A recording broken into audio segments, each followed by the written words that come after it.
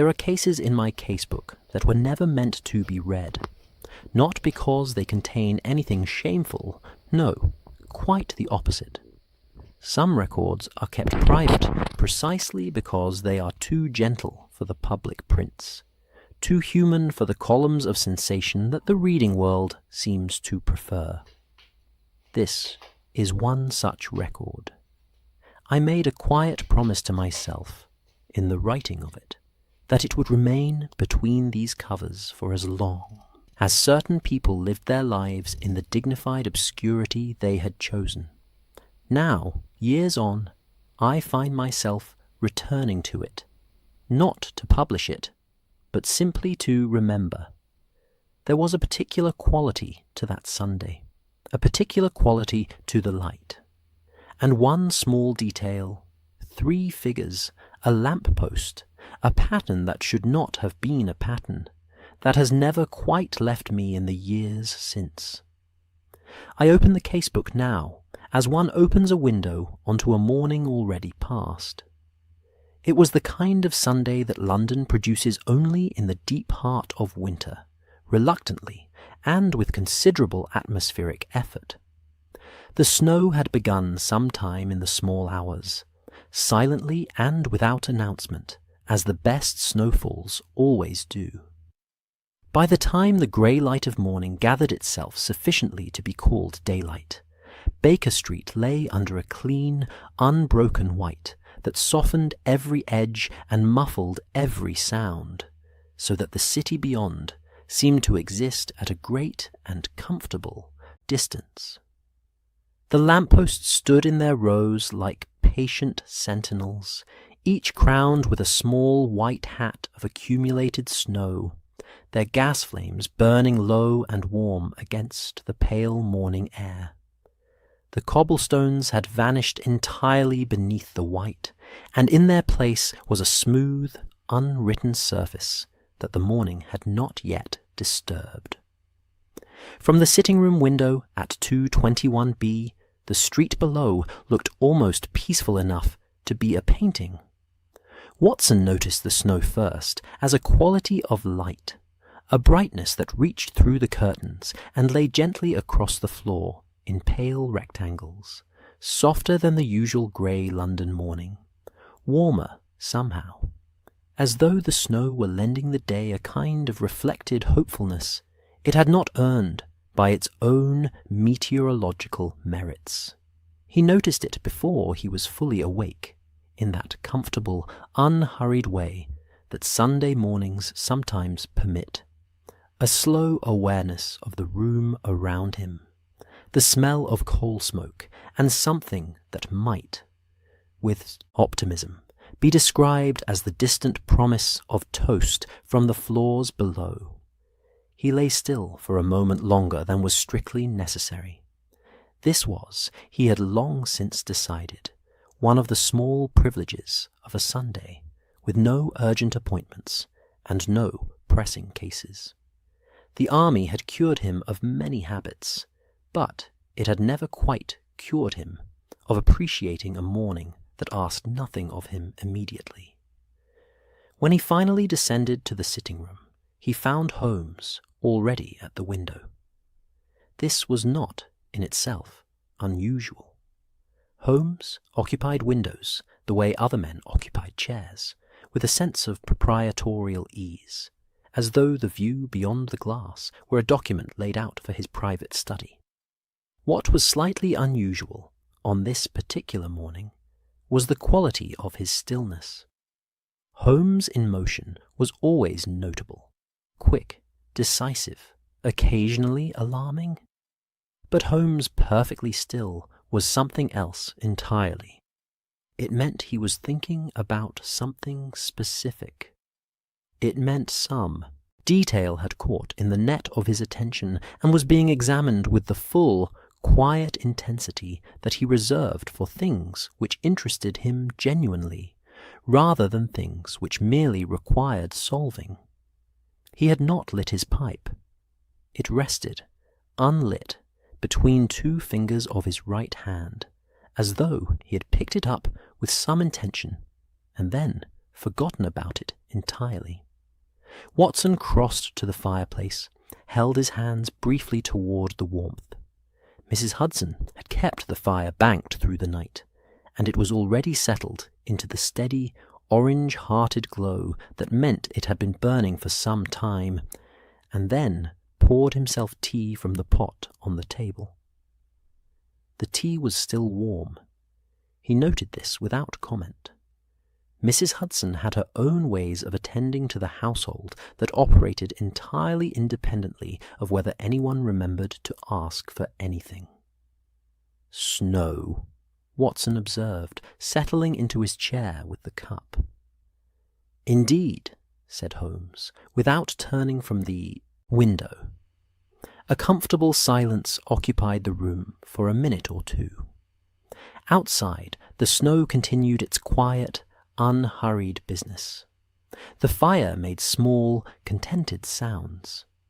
Somewhere below, Watson could hear the faint percussion of Mrs. Hudson's movements in the kitchen, a cupboard closing, the particular note of a kettle being repositioned, the ordinary music of a household going about its Sunday morning. Watson opened the newspaper, though he was not reading it with any particular attention. It was more in the nature of a prop, something to hold while the morning arranged itself around him. The headlines spoke of Parliament and weather and some difficulty in the colonies, all of which seemed very far away from the sitting-room and the snow and the unlit pipe in Holmes's hand. "You have been watching something," Watson said, after a time. It was not a question, precisely. It was more in the nature of an observation offered into the room, to be acknowledged or dismissed as Holmes saw fit. Holmes did not dismiss it.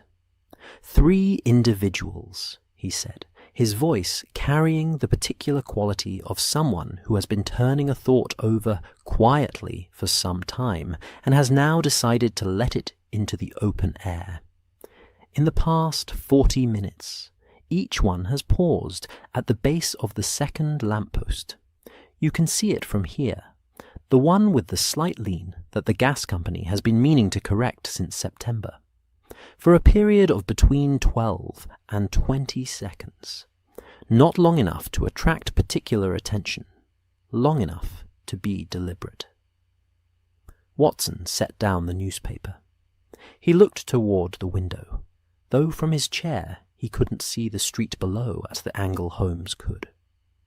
"Shelter from the cold, perhaps," he offered. "The snow."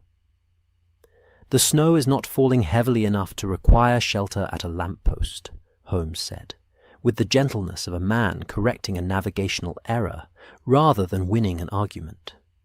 And shelter, in any case, would not explain the manner of departure.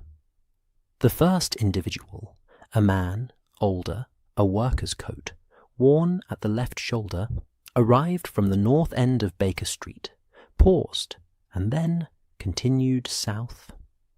The second, a young woman, good boots, unfamiliar with the cold in the way someone is when they are accustomed to indoor work, arrived from the south, paused, and then returned south, which is to say she turned around entirely. The third, another man, younger, quick in his movements, arrived from a side street to the east, paused, and then departed back the way he had come. Watson considered this. Each from a different direction, he said, and each departing in a direction that was, in at least 2 cases, the reverse of their apparent intention, Holmes confirmed. He turned from the window at last, and Watson saw on his face the expression he privately thought of as the comfortable one, not the sharp, electric look of a case fully engaged, but the quieter, more domestic look of a puzzle that had announced itself without yet explaining its nature. It was, if Watson were honest, the expression he preferred. It meant Holmes was interested, but not consumed. It meant the morning might remain a morning. Holmes moved away from the window and settled into his own chair across from Watson with the unhurried ease of a man who has seen enough for now and is content to let the thought rest a while. He set the unlit pipe on the arm of the chair. "It is probably nothing," he said, in a tone that conveyed the opposite. Said Watson, who had known him long enough to understand that probably nothing in Holmes's vocabulary occupied roughly the same territory as I intend to think about this at length, until it becomes something. He poured a second cup of tea and passed it across without being asked. Holmes accepted it without particular acknowledgment, which was, between them, a form of contentment. The morning deepened around them in the way that winter Sunday mornings do, when one has nowhere to be, and nothing pressing to resolve, slowly, warmly, with the fire at the centre of things, and the snow continuing its patient work outside. Baker Street below remained quiet. The occasional pedestrian crossed Watson's limited view of the street when he leaned slightly in his chair. A bundled figure, a dark coat against the white, footprints left behind, and then slowly, softly filled in again. London was a city that absorbed evidence at impressive speed, he had always thought. Snow, or rain, or the ordinary passage of hours, all of it conspiring to smooth over whatever had been.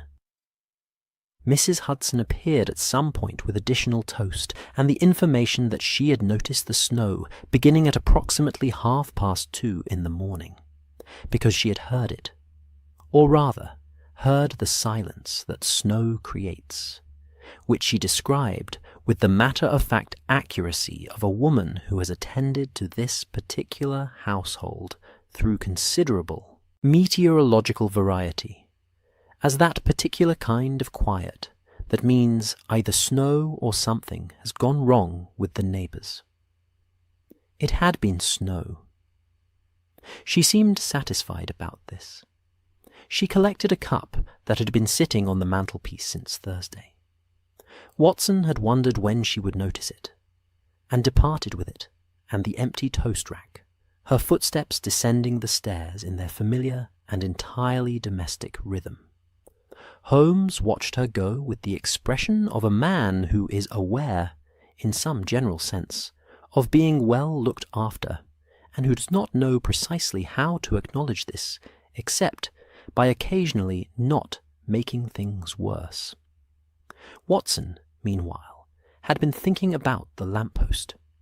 He was not a detective. He had never pretended to be one, and Holmes had, largely, stopped expecting him to produce the kind of analytical leaps that seemed to come as naturally to Holmes as breathing came to other men. But Watson was observant in his own way, which was the way of a doctor and a soldier. He noticed people, their physical states, their small discomforts, the things they were carrying that were not luggage. 3 people at a lamp-post, each from a different direction, each pausing, each departing differently than they had arrived. He thought about the young woman in the good boots. Indoor work, Holmes had said, someone unaccustomed to the cold. A seamstress, perhaps, or a shop girl, or someone in service who spent her days in warm rooms, out on a Sunday morning, in the snow, on Baker Street, for what? Not a pleasure walk. Not at that hour, in that cold, alone. He didn't say any of this aloud. It was still forming itself, and Holmes was already thinking about it in his own way, and at his own pace. And Watson had long since learned that adding half-formed observations to a room where Holmes was thinking quietly was approximately as useful as adding unnecessary furniture. Instead, he returned to the newspaper, found a piece about the archaeological excavation of a Roman site in the south of England, and read it with genuine interest. He had always liked Romans. They had built things to last, and there was something to be said for that. The morning moved, the fire settled, and was replenished. The snow outside reached some private understanding with the sky, and slowed its falling to a gentle, occasional drift. More suggestion than storm, as though London were being lightly dusted rather than seriously committed to. The lampposts continued their patient burning. Watson finished the Roman archaeology piece and moved to a short item about a new variety of rose that had been developed at a garden in Surrey, which he read because he thought it might interest Holmes, and then did not mention because Holmes was still sitting with his eyes half closed in that particular way that meant he was not asleep, but was also not available for conversation. At some point around midday, Watson became aware that he was, quietly, and, without drama, entirely content. This was not a complicated feeling. It didn't require analysis. The room was warm. The tea had been good. Outside, the snow lay peacefully across the city he had lived in long enough to know its moods, and today its mood was hushed and clean and temporarily forgiving of all its usual sins. Across from him, Holmes breathed steadily in the near sleep of deep thought. Below, Mrs. Hudson moved through her kitchen with the rhythm of competent occupation. And on Baker Street, for reasons as yet unknown, 3 people had paused at a lamppost and gone their separate ways into the white morning. Watson wrote nothing in his casebook that Sunday noon. He merely sat, and was warm, and let the morning be what it was. But he did not forget the lamppost. He would not forget it, as it turned out, for a very long time. There are things that happen in a house that its most famous occupants never notice. This is not a criticism. It is simply the nature of living at close quarters with genius. One learns, over time, that genius occupies a particular altitude, and that from that altitude certain details of ordinary domestic life become invisible, the way clouds obscure the ground below from a great enough height. Watson was better than Holmes in this regard, it must be said. Watson noticed when the fire needed tending. Watson noticed when the toast rack was empty. Watson had, on at least 3 occasions, noticed that Mrs. Hudson looked tired and had said so, which was, in the economy of 221B Baker Street, an act of considerable observational generosity. But there were still things that Watson did not notice, things that happened below the sitting room, behind the kitchen door, in the quiet intervals between one tray of tea and the next, things that were, in their own way, just as telling as a lamppost on a snowy street. Mrs. Martha Hudson noticed them all. She had been awake since before 5. This was not unusual. The body, after enough years of early rising, stops waiting to be asked, and simply proceeds. She had lain in the dark of her own room on the ground floor for a few minutes, listening, in the particular way she had developed over years of managing a household that contained at least one person who kept extremely unpredictable hours. And then, satisfied that the building was in its proper configuration of quiet, she had risen, dressed with the efficient economy of a woman who does not require an audience for such things, and gone to the kitchen. The kitchen at 221B was Mrs. Hudson's domain in the way that the sitting room was Holmes's domain, entirely, and by long-established precedent. It was a good kitchen. She had made it so over the years by the application of consistent standards and the quiet rearrangement of anything that did not meet them. The shelves were orderly. The copper pots hung in their proper places. The table in the centre was scrubbed to a pale cleanliness that she considered the appropriate baseline for any surface on which food was prepared, and which she had once, in a moment of uncharacteristic directness, explained to a new charwoman in terms that left no ambiguity whatsoever. She built the kitchen fire first. This was always first, before anything else, because everything else depended on it. Coal from the scuttle, kindling laid precisely, the match struck with the confidence of long practice. The fire caught well. It always caught well on cold mornings.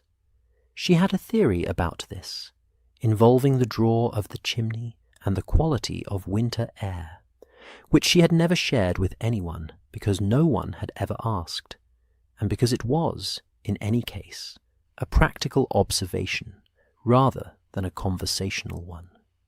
Then the kettle. Then the arrangement of the morning's provisions. Outside the kitchen window, which looked out not onto Baker Street, but onto the narrow rear yard and the backs of the houses beyond, the snow was coming down in the darkness with a quiet, purposeful quality that suggested it meant to stay. She watched it for a moment, her hands resting on the edge of the sink, the kettle beginning its slow climb toward a boil, and thought, as she occasionally did in these early morning intervals, about the texture of winter in London, which was not a romantic texture, but was, in its own way, a familiar one. Coal smoke and cold air, and the particular smell of wet stone.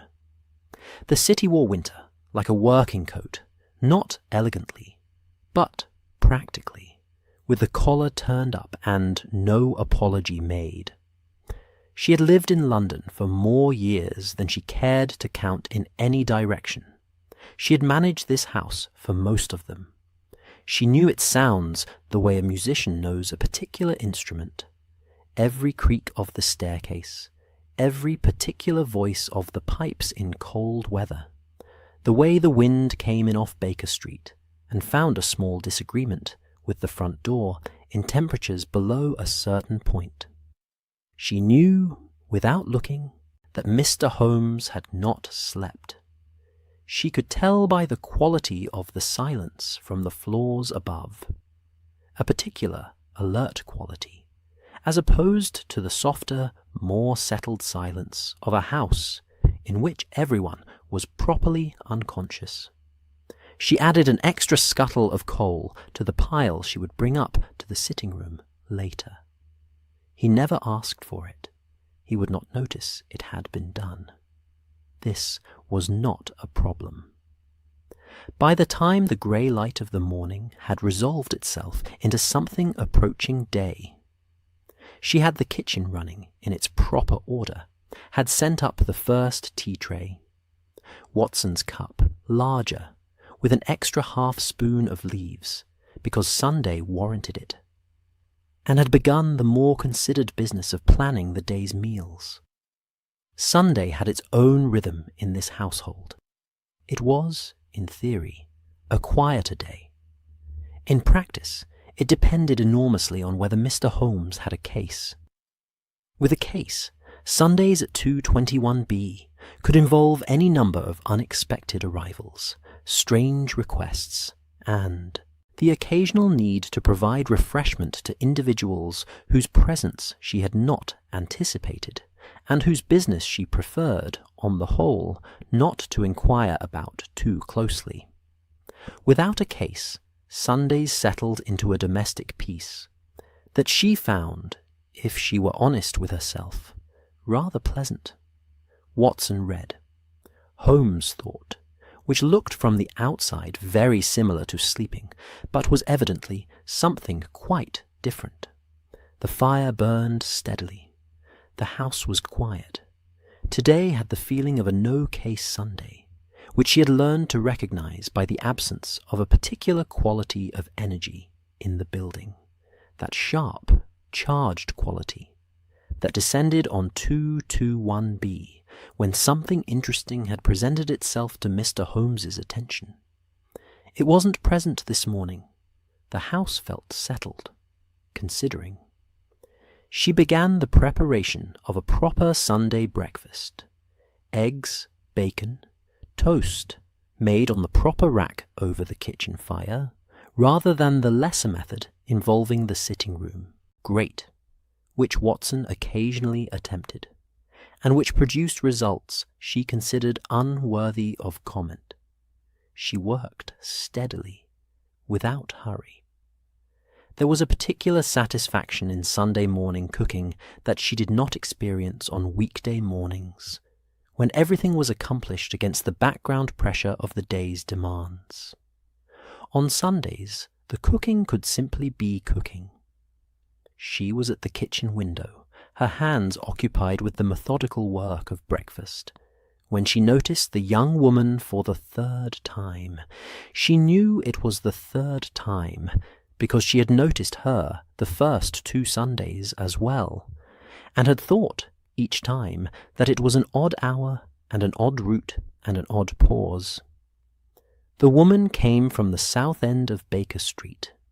Mrs. Hudson could see a portion of the street from the kitchen window at an angle, a limited but useful view that she had found, over the years, provided more useful information than one might expect. She was young, not a girl, but young, perhaps 25, with the upright posture of someone who had been told to stand straight often enough that it had become habit. She was respectably dressed, not fashionably.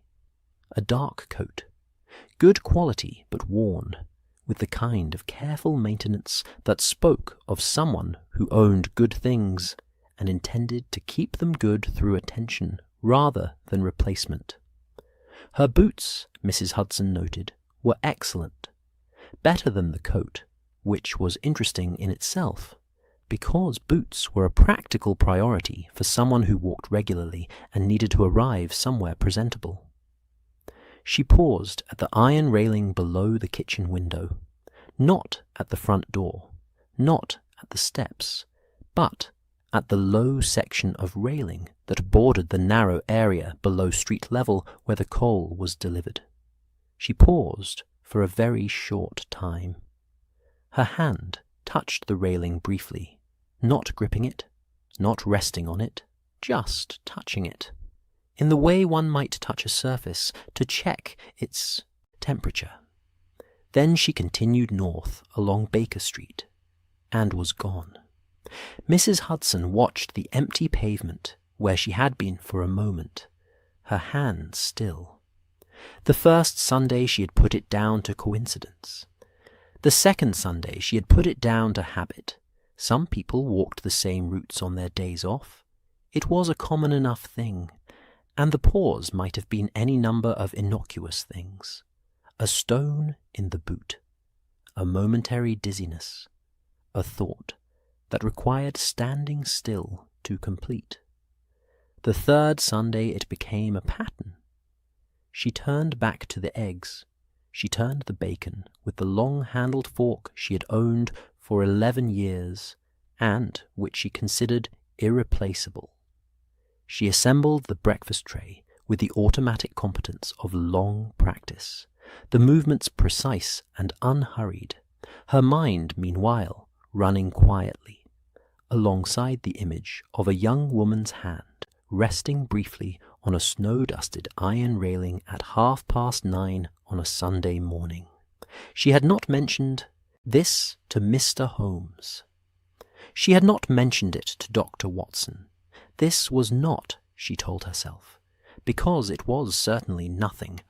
It might very well be something, but because she was not in the habit of presenting observations without understanding them first. Mr. Holmes was welcome to make deductions from incomplete information.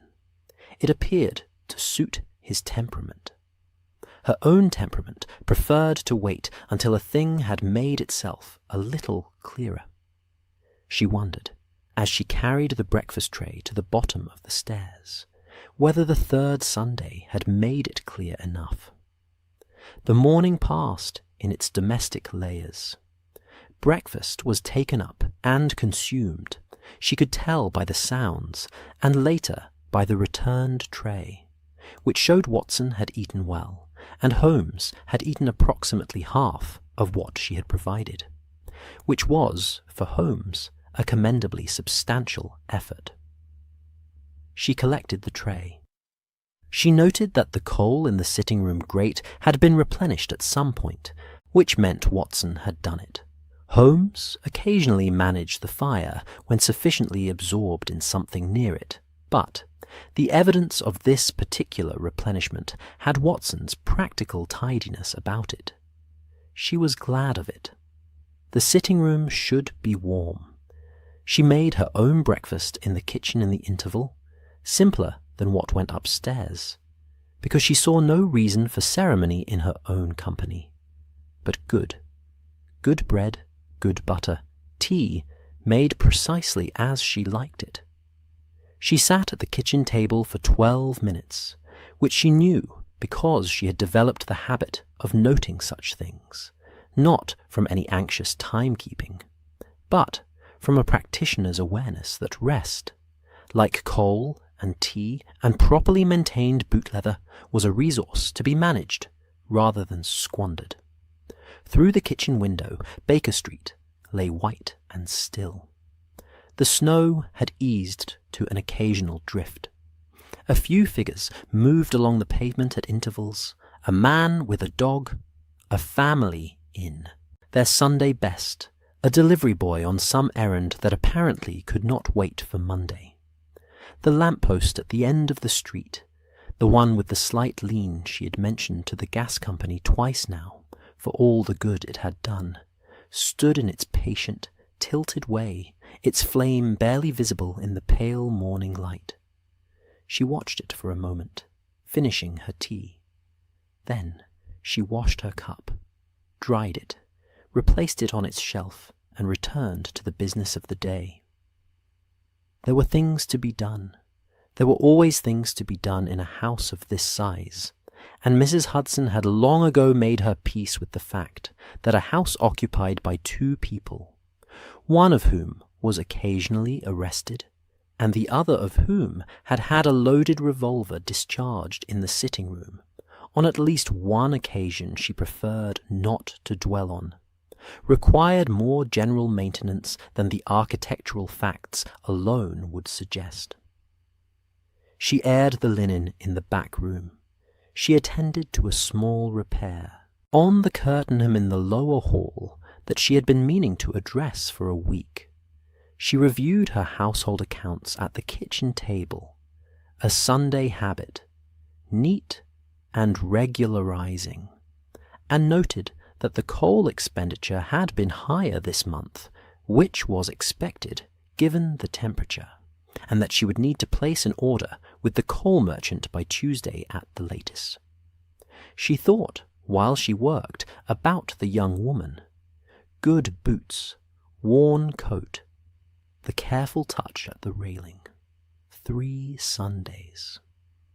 She thought about the kind of woman who maintained her boots above her coat, who walked enough, worked enough, depended enough on her mobility to prioritize the thing that carried her over the thing that presented her. She thought about what brought a person out on a snowy Sunday morning, alone, at 9:30 to pause briefly at a railing on Baker Street. Not desperation, the bearing was too composed for that. Not romance. The pause was too brief, too practical, without any of the lingering quality of someone meeting or hoping for an assignation. Not a wrong address, found and corrected. She had not looked confused, had not checked anything, had touched the railing with the ease of a person who knew exactly where they were. Purpose, then. Small, quiet, certain purpose. Mrs. Hudson closed her accounts book and sat for a moment with her hands resting on its cover, looking at the kitchen window and the pale light beyond it. She would mention it. she decided. Not today, necessarily. But she would find the right moment, and she would mention the young woman to Dr. Watson, who would mention it to Mr. Holmes in the particular careful way he had of introducing information without appearing to introduce it. That was Watson's particular skill, she had always thought. He knew how to put things into a room and let them find their own way. She rose, straightened her apron, and began the preparation of lunch. Outside, Baker Street breathed slowly, under its covering of snow, and the lamppost leaned its small, patient lean, and the morning continued its quiet, unhurried progress toward afternoon, carrying its secrets along with it in the mild and courteous way of things that are not yet ready to be understood. Inspector Lestrade arrived at 2:30 in the afternoon with the particular energy of a man who is not entirely sure he should have come. This was, Watson would reflect later, a rather telling quality in itself. Lestrade was not, as a general rule, a man troubled by uncertainty about his own decisions. He was practical, direct, occasionally wrong in his conclusions, but never wrong about whether to pursue them. That quality of institutional confidence that the Metropolitan Police seemed to produce in its inspectors the way a good kitchen produces steam, as a natural byproduct of sustained heat and regular application. He knocked on doors. He followed leads. He arrived at 221B Baker Street, with cases under his arm, and expectations in his expression, and an entirely professional willingness to be redirected by Holmes, which he would never have described as willingness, but which functioned as such in practice.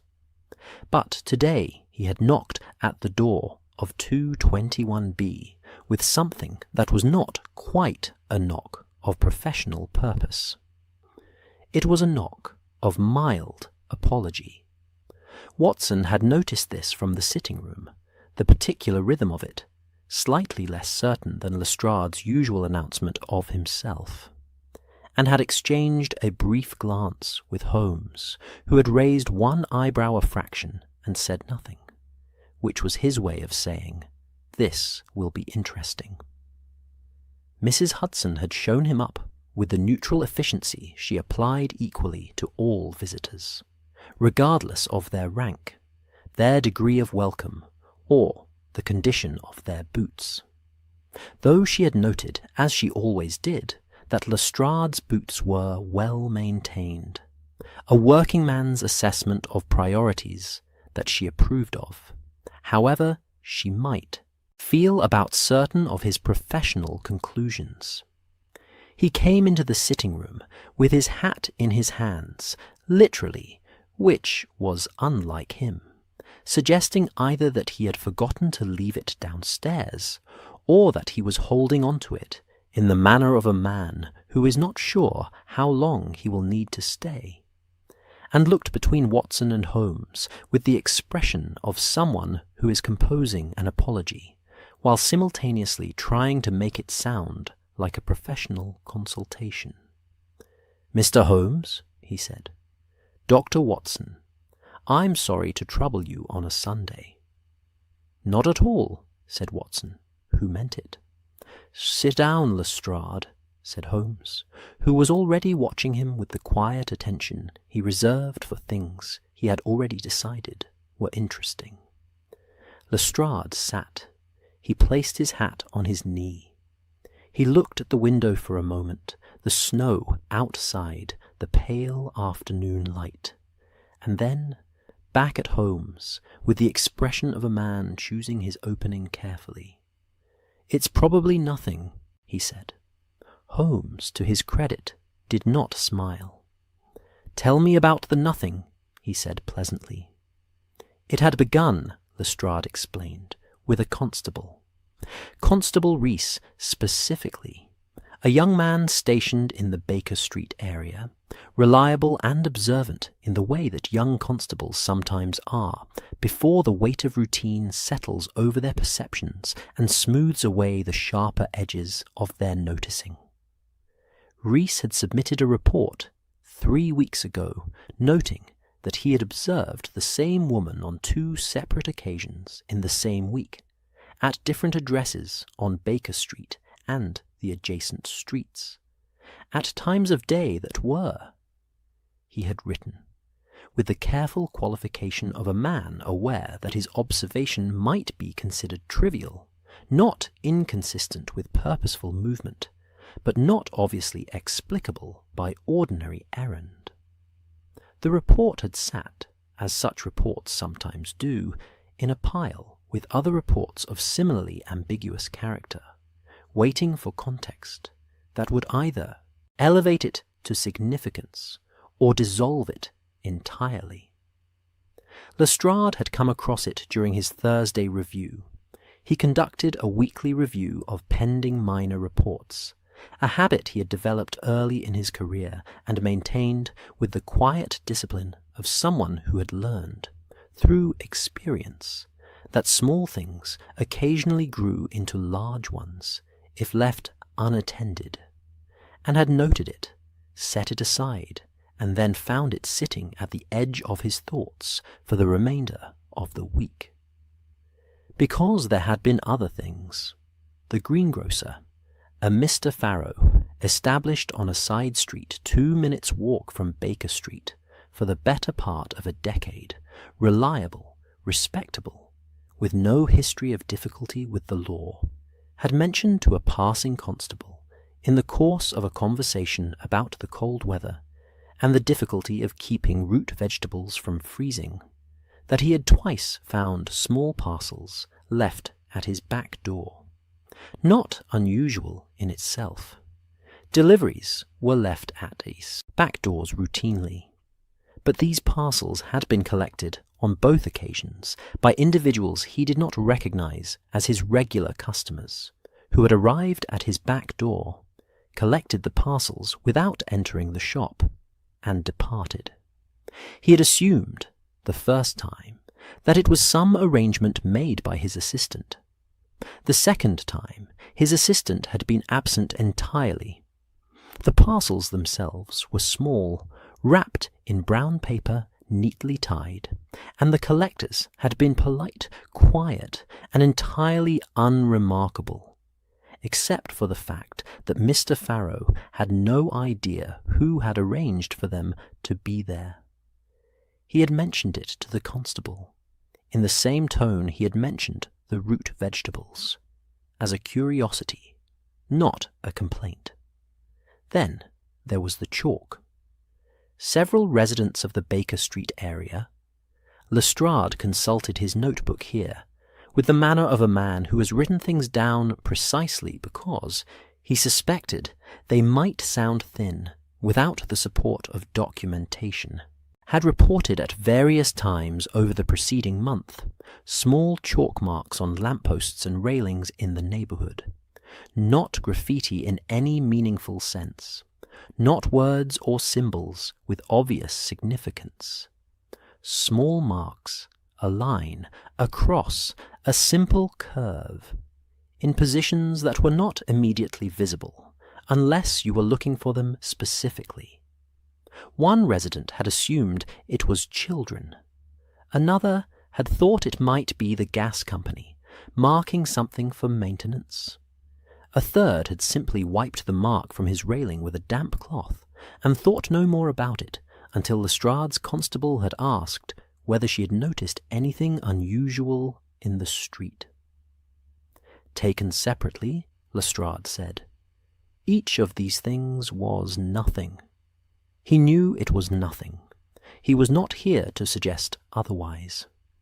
He paused, turned his hat once in his hands, and looked at Holmes, with the expression of a man who has arrived at the part of his story he is least certain about. Taken together, he said, carefully, it's still probably nothing. But it's a pattern of nothing, if you follow me. The same streets, the same sort of hours, the kind of thing that doesn't amount to anything, but doesn't stop either.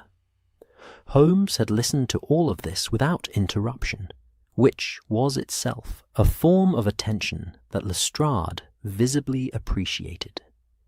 He sat a little straighter as the account progressed. The hat settled more comfortably on his knee, the apologetic quality in his manner gradually replaced by the more familiar quality of a man delivering a professional report to a colleague who is listening properly. When Lestrade finished, Holmes was quiet for a moment.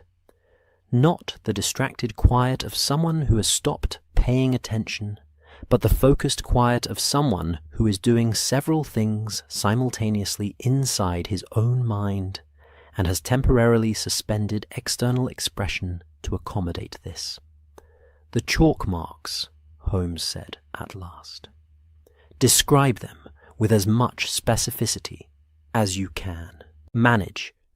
Lestrade consulted his notebook again. "Single lines, mostly, horizontal, sometimes with a small addition, a short vertical at one end, like a letter L, but not quite. Found on the lower section of lampposts, and on one occasion on the horizontal bar of an iron railing. Always below eye level, always on the side of the post or railing facing away from the main street." "Facing away?" Holmes repeated quietly. "Facing away," Lestrade confirmed. Another brief silence. "The parcels at the greengrocer's," Holmes said. "The brown paper. Were they sealed with string only, or was there wax?" Lestrade blinked. This was precisely the kind of question, Watson knew, that Lestrade found simultaneously impressive and mildly irritating. The question that assumed a level of detail in the original report that the original report had not considered necessary, but which the asking of somehow implied it should have. "String," he said after a moment. "I believe string. The report doesn't specify wax, and Farrow didn't mention it, so I would assume string." Holmes nodded, as though this confirmed something he had suspected. "And the woman described in Constable Rees's report," he said. "What was noted about her appearance?" "Young, respectably dressed, good boots." Lestrade glanced at his notebook, though Watson had the impression he was reciting from memory. "Not known to anyone in the immediate area. Rees described her manner as, he wrote purposeful but unhurried, which I thought was well observed for a constable." "It is very well observed," Holmes said, with a warmth that Watson suspected would please Constable Rees considerably if it were ever reported back to him. Lestrade accepted a cup of tea. Mrs. Hudson had appeared with the tray at some point, with the quiet timing that suggested she had anticipated it would be needed, which Watson had long ago stopped finding surprising, and sat with it for a moment, looking at Holmes with the expression of a man who has handed over his small puzzle and is waiting to learn whether it is actually a puzzle, or simply a collection of unremarkable pieces that only appeared connected in the particular light of a Thursday review. "You're thinking it's something," he said. "Not quite a question." "I am thinking," Holmes said, with great care and evident pleasure, "that it is a very interesting sort of nothing." Lestrade absorbed this. He had known Holmes long enough to understand that interesting nothing was a classification considerably more significant than actual nothing, and he was experienced enough to know that pressing for further detail at this stage would produce exactly as much information as Holmes had decided to offer, and no more. "Should I instruct Rees to make further observations?" he asked. Holmes considered. "Tell Constable Rees," he said, after a moment, "that he has done excellent work, and that for the present No further active observation is required. Tell him, if he notices the woman again, to simply note the time and direction, nothing more, no approach, no inquiry. Lestrade nodded slowly. And if there's more to this than a pattern of nothing, then I will tell you, Holmes said, pleasantly, and with the certainty of a man who has already decided what he is going to do next. Lestrade left at 3:15, his hat back on his head, and his report delivered, with the quietly satisfied air of a man who had been uncertain whether to come, and had been proven, at least in part, right to have done so. Watson watched from the window as he descended the steps and turned south on Baker Street. South, as it happened, which was the same direction the young woman in the good boots had gone that morning, though Baker Street accommodated several thousand departures to the south each day, and this particular coincidence meant nothing. Or, probably, nothing. The lamp-post at the end of the street stood in the pale afternoon light, its slight lean unchanged, its lower section facing away from the main street in exactly the direction Lestrade had described. Watson looked at it for a moment. Then he looked at Holmes, who was already looking at it too, with the expression that Watson had come to think of as the beginning of something. "The chalk marks," Watson said. "Yes," said Holmes. "And the parcels." "Yes." "And the woman." Holmes turned from the window and picked up his unlit pipe from the arm of the chair. He turned it once in his fingers, thoughtfully, and set it down again. "Watson," he said, with the particular warmth he reserved for moments when the shape of a thing had begun to resolve itself into something he recognized as human, rather than merely puzzling, "I believe we have been watching the same morning from different windows." Mycroft Holmes arrived at 4:00 precisely. This was, in itself, a form of communication. Mycroft didn't arrive at approximate times. He did not arrive around 4, or sometime in the late afternoon, or when it suited him. Though that last description would have been technically accurate, since everything Mycroft did suited him by definition, the world having arranged itself, over the course of his career, to accommodate his preferences with a thoroughness that Watson found faintly astonishing every time he encountered evidence of it. No, Mycroft arrived at 4:00 because he had decided to arrive at 4:00, and the decision, once made, was simply a fact about the universe that the universe then confirmed. Watson heard the carriage first, a particular quality of arrival, unhurried and substantial, the kind of vehicle that moved through London traffic, not by speed, but by a certain atmospheric authority that other vehicles recognized and deferred to without quite knowing why. Then the door below. Then Mrs. Hudson's footsteps in the hall, slightly more deliberate than her usual pace, which was her way of acknowledging that certain visitors warranted a marginally different quality of reception. Not warmer exactly, but more considered. Then the measured, unhurried weight of footsteps on the stairs that could only belong to one man in Watson's experience, because no one else combined that particular mass with that particular quality of deliberate, energy-conserving ascent. Holmes, in his chair, did not look up from the document he was reading. "My brother," he said, to no one in particular, "is in an informative mood." Watson set down his pen. He'd been making notes quietly about the morning's observations, and waited. Mycroft Holmes entered the sitting room of 221B with the manner of a man visiting a slightly eccentric but fundamentally sound establishment that he had some proprietary interest in, which was, Watson had always felt, not entirely inaccurate as a description of his relationship to the place. He was large. This was always the first impression, and it never quite diminished with familiarity, not in any ungainly sense, but in the way of a man built on generous proportions, who had made peace with those proportions entirely, and moved within them with complete assurance. His coat was excellent.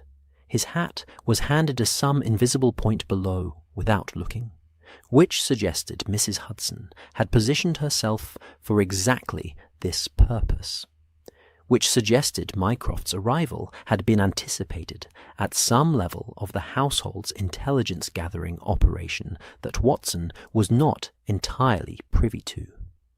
He settled into the chair that was, somehow, always available when Mycroft visited. Watson had noticed this, and had stopped trying to explain it, and surveyed the room with the grey, patient eyes that always reminded Watson, slightly uncomfortably, of a very senior civil servant reviewing a report that contained both interesting and disappointing information in roughly equal measure. "Sherlock," he said. "Mycroft," said Holmes, setting down his document. "Watson," Mycroft added, with the warmth of a man who has decided, after careful consideration, that Watson is an acceptable constant in his brother's life. "Good afternoon," said Watson, who had long since stopped trying to match the particular register of Holmes' family greeting, which operated according to its own protocols, and rewarded neither enthusiasm nor formality. Mrs. Hudson arrived shortly after, with a tray that contained the kind of cake that Watson privately thought of as a Mycroft cake. Substantial, well made, without affectation, the sort of thing that communicated respect without requiring comment. Mycroft accepted a slice with the focus of a man who considers food a serious subject, and consumes it accordingly. Holmes accepted tea. Watson accepted both, because it was 4:30, and he had been up since before 8, and the day had contained considerably more thinking than he had originally anticipated. For a few minutes, nothing of significance was said. This was also, Watson had learned, a Mycroft characteristic, the willingness to let silence occupy its proper portion of a conversation, rather than filling it prematurely. Lesser men rushed to their point. Mycroft arrived at his point with the same deliberate assurance with which he arrived everywhere, and the silence before was simply the journey. "You've had Lestrade," Mycroft said eventually to his brother. It was not a question. Holmes raised an eyebrow slightly. "How?" His carriage was seen leaving Baker Street at approximately 3:15 by someone whose business occasionally intersects with mine in the matter of what might be called ambient metropolitan awareness. Mycroft consumed a precise forkful of cake. He looked, apparently, mildly satisfied, which, in Lestrade, means he has deposited something he didn't entirely understand into more capable hands. "You could simply say you have eyes on Baker Street," Holmes said. "I could," Mycroft agreed pleasantly. "But that formulation lacks nuance." Watson, who had been following this exchange with the attention of a man watching a particularly skilled tennis match played entirely in understatement, poured himself more tea and said nothing. Mycroft set down his fork with the care of a man completing one phase of business before commencing the next, and settled more fully into the chair. Or rather, settled in a way that suggested he had now allocated a slightly larger proportion of his considerable attention to the conversation. "There is," he said, "a pattern."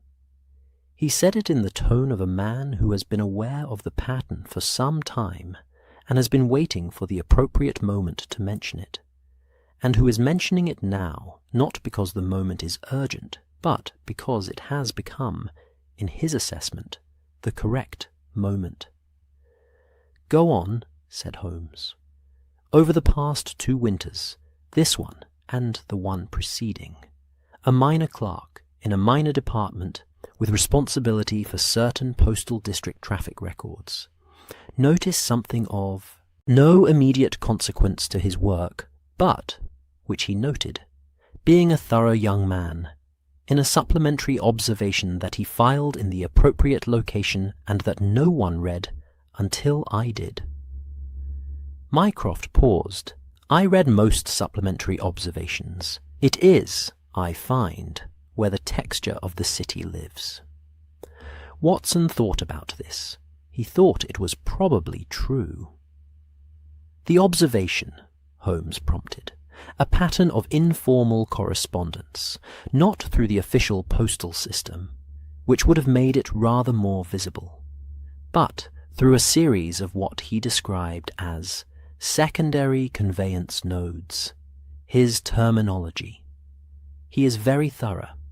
He meant, as far as I could determine, locations at which items were deposited and collected by parties unknown, not irregular enough to constitute a concern, not regular enough to constitute a known commercial operation.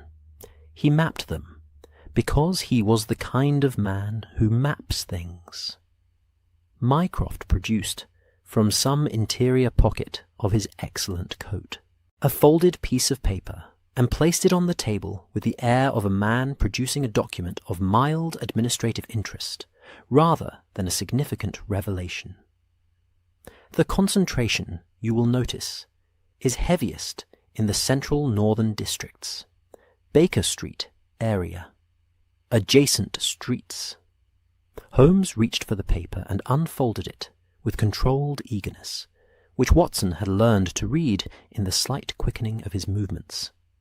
He looked at it for a long moment. Watson leaned to see. It was a hand-drawn map, careful, precise, the work of the thorough young clerk, with small crosses marked at intervals across a section of central London.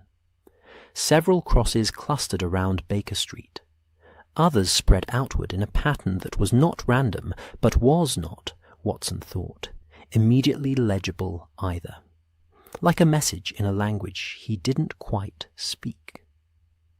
"Winter months only," Mycroft said. The clerk noted this specifically. "The pattern appears in November, intensifies through December, and January, and then dissolves. By March, nothing. The following autumn, it begins again." "Seasonal," Watson said. "Precisely seasonal," Mycroft agreed, with the satisfaction of a man who appreciates when someone reaches a conclusion at the appropriate pace. Holmes set the map down on the table between them and looked at it in the particular way he looked at things that were assembling themselves, not forcing the assembly, but watching it proceed with patient confidence that it would arrive where it was going. "A concern?" he asked his brother. "For your purposes?" Mycroft considered this with the seriousness it deserved, which was to say he considered it for approximately 4 seconds before concluding. "No," he said, "not a concern.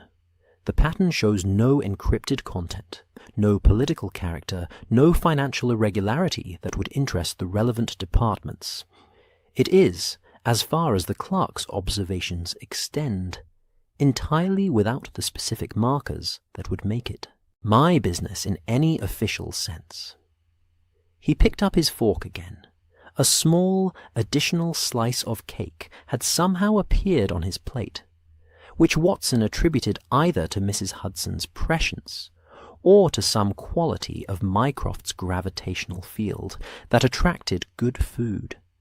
It is, however, interesting, which makes it Sherlock's business, more than mine.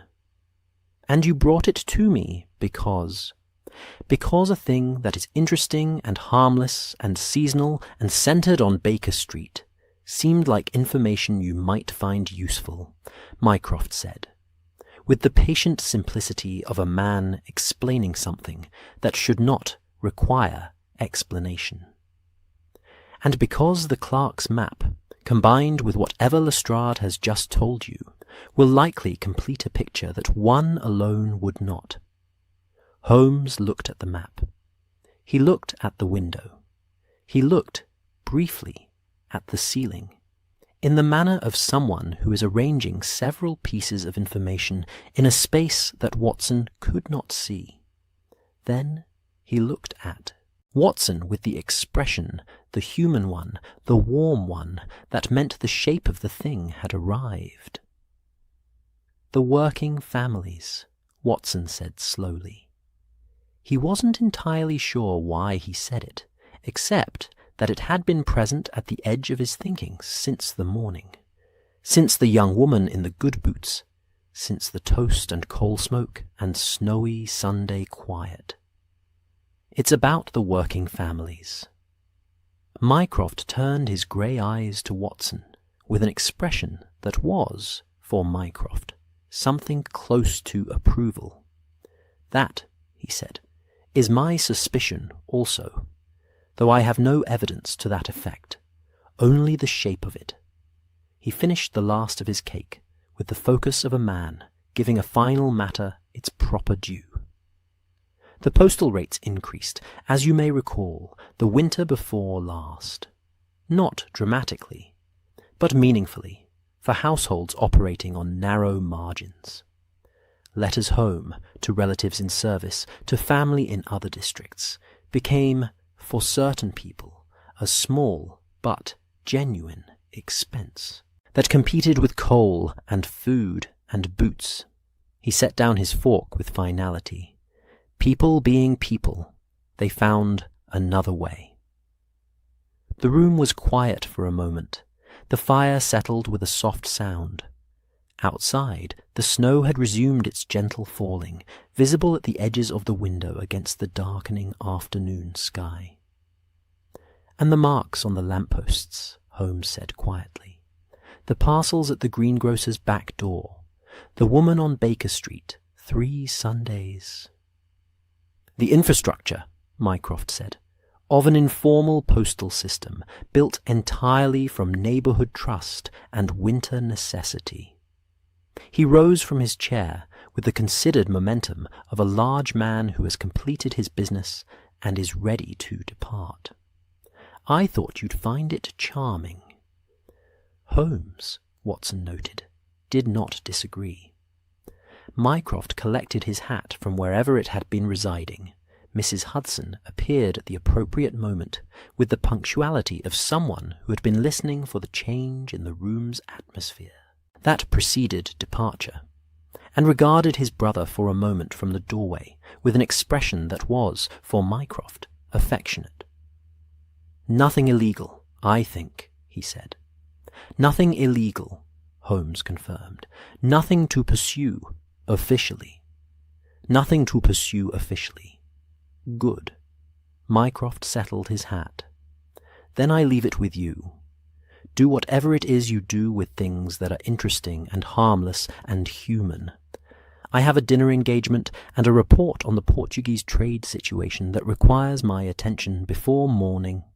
He nodded to Watson. "Watson." "Good evening," said Watson. The footsteps descended the stairs, measured, unhurried, substantial. The door below opened and closed. The carriage, after a moment, could be heard departing Baker Street with the same atmospheric authority with which it had arrived. The sitting-room was quiet. Holmes stood at the table with the clerk's careful map spread before him, and Watson stood beside him. And between them, the afternoon. Light was failing, and the snow was falling, and Baker Street lay below the window with all its secrets arranged, as they now understood, in a pattern as gentle and purposeful as the chalk marks on its lampposts. "Tomorrow," Holmes said. "A walk?" Watson guessed. "A walk," Holmes confirmed, "and possibly a conversation with a seamstress." Watson thought about the young woman in the good boots. He thought about the families, in winter, finding another way. He thought about what Mycroft had said, people being people, and felt the particular warmth of it settle alongside the fire's warmth in the room. "I'll bring my coat," he said. Monday came quietly, as days do after snow. The fresh white of Sunday had settled overnight into the more honest grey white of a city that had accepted precipitation, and then continued regardless. The pavements cleared in narrow paths by early rising residents, and the occasional municipal effort, the gutters running with the slow melt of what the morning's pale sun could manage, the lampposts standing in their rows with their overnight accumulation reduced to thin ridges along one side, like a signature pressed into wax and then partially rubbed away. Baker Street in the early morning of a Monday had a different quality to Baker Street on a Sunday. Sunday was reflective, inward, domestic, a day that turned its face toward its own fires and its own thoughts. Monday was purposeful, outward, moving, the city resuming its serious business after the brief parenthesis of rest, the pavements filling with the particular density of people who had somewhere to be, and a specific interval in which to be there. Delivery carts, working men, women with market baskets. The whole practical machinery of London restarting itself with the reliable, slightly grudging energy of a large engine that has been briefly allowed to cool. Holmes observed it from the sitting-room window with the expression of a man consulting a document he has studied before, but is now reading with a new question in mind. He had been at the window since before Watson had come downstairs. Watson had found him there at 8:30, the same window, the same quality of stillness, the unlit pipe again in hand, and had proceeded directly to the tea without comment, because comment was not what the moment required. He had poured 2 cups, carried one to the window-sill within Holmes's reach, and returned to his chair, where he sat with the comfortable patience of a man who has learned, over considerable time and experience, that Holmes, at a window in this particular state, is engaged in a process that benefits from company, but not from interruption. The fire was good. The tea was good. Outside, Baker Street conducted its Monday morning. It was Holmes who eventually broke the quiet, and he did so in the manner of a man continuing a conversation that had been running in his own mind for some time. "The marks," he said without preamble, "are a directory." Watson waited. "Not a cipher, nothing so elaborate. A directory. Each mark indicates a state, available, collected, closed. The horizontal line means a node is active. The small vertical addition, the L shape that Lestrade described, means a collection has been made and the node is temporarily resting. Simple enough to be executed by anyone with a piece of chalk. Simple enough to be read by anyone who has been shown the system once." He turned from the window with the look of a man who has just confirmed, by seeing it in the actual street below, something he had worked out in the night. Lestrade's constable saw the marks, but not the system.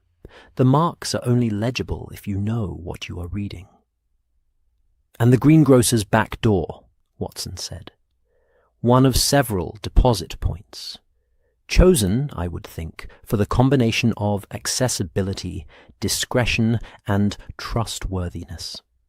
A back door that is regularly used for legitimate deliveries does not attract attention.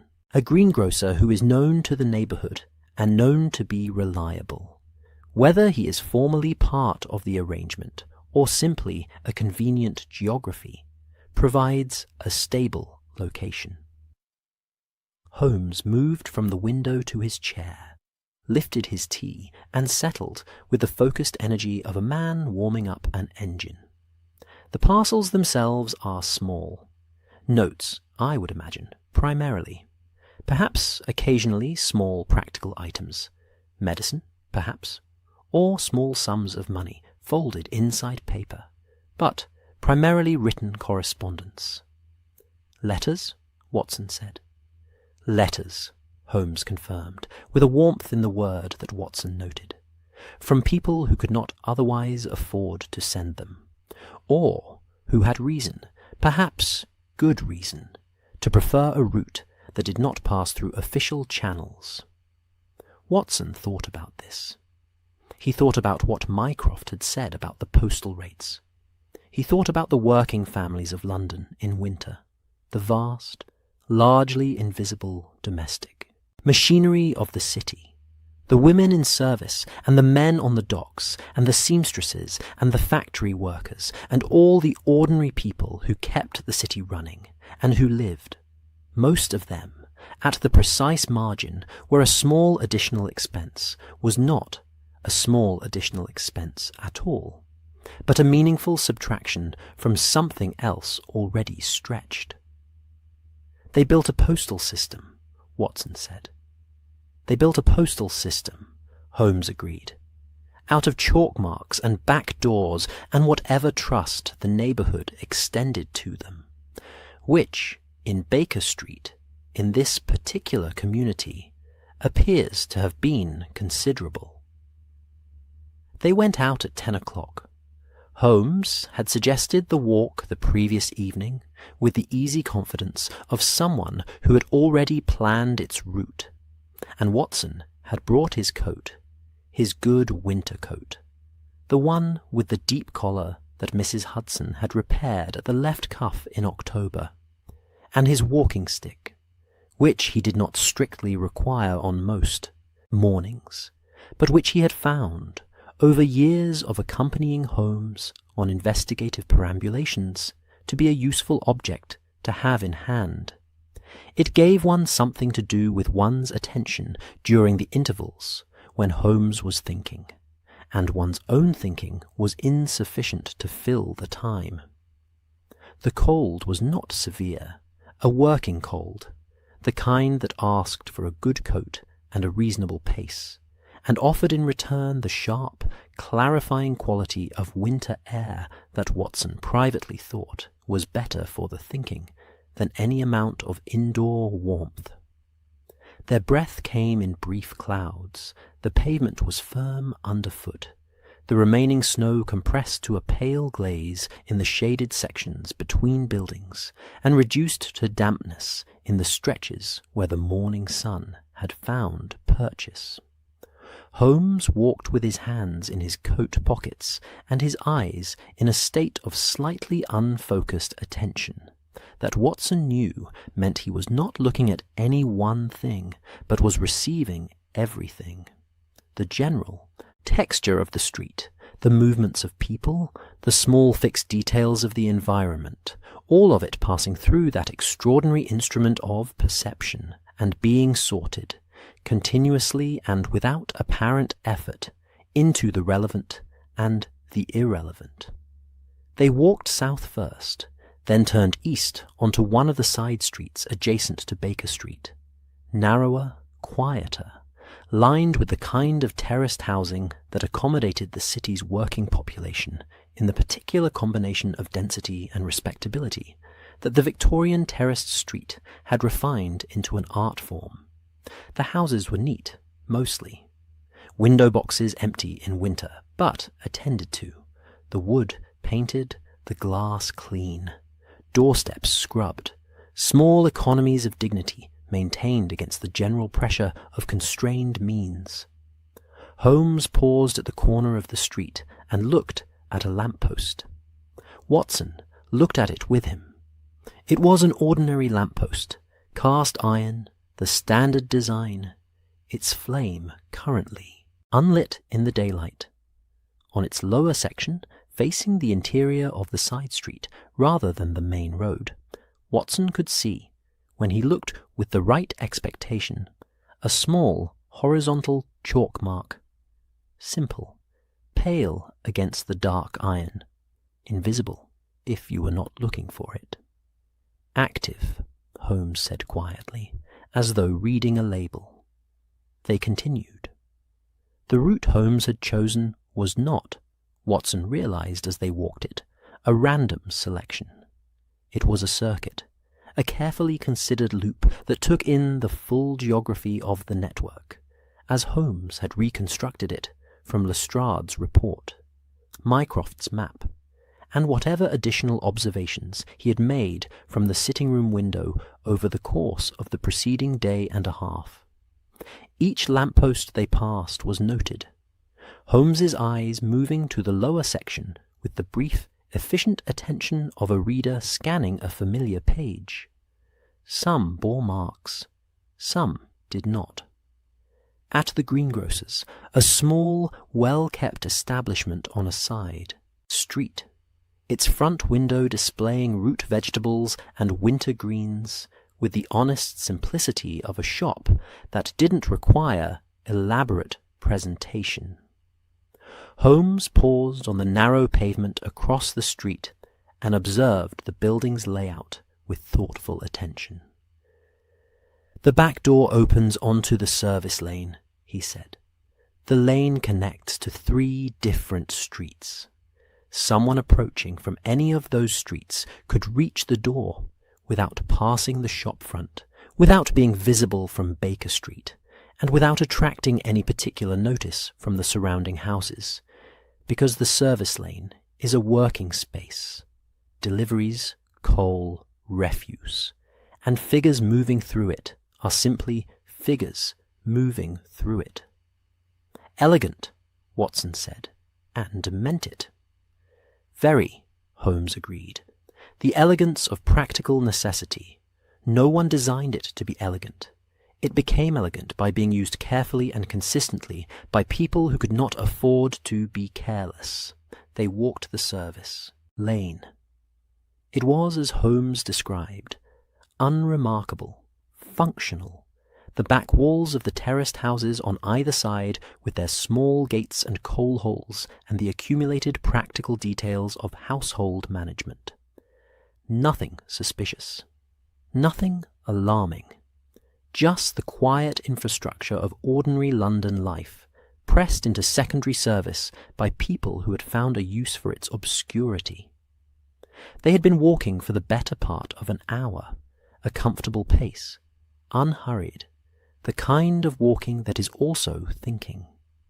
When Holmes stopped at the junction of 2 side streets and looked south along the longer of the 2, Watson followed his gaze. At the far end of the street, a figure was moving north toward them, still distant enough to be a shape rather than a person, but with a quality of movement that was becoming, Watson realized, familiar.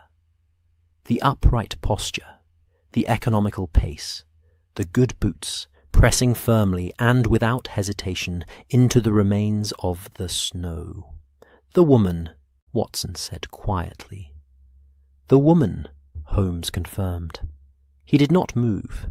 He stood at the junction in the easy, unhurried manner of 2 gentlemen pausing on a winter walk, which was, Watson reflected, exactly what they were, the detection being at this point more observation than pursuit. She was closer now. Young, as Lestrade's constable had noted, as Mrs. Hudson had observed, as Watson had half-glimpsed from the sitting-room window on Sunday morning. 25, perhaps a little more. The dark coat, carefully maintained, the excellent boots.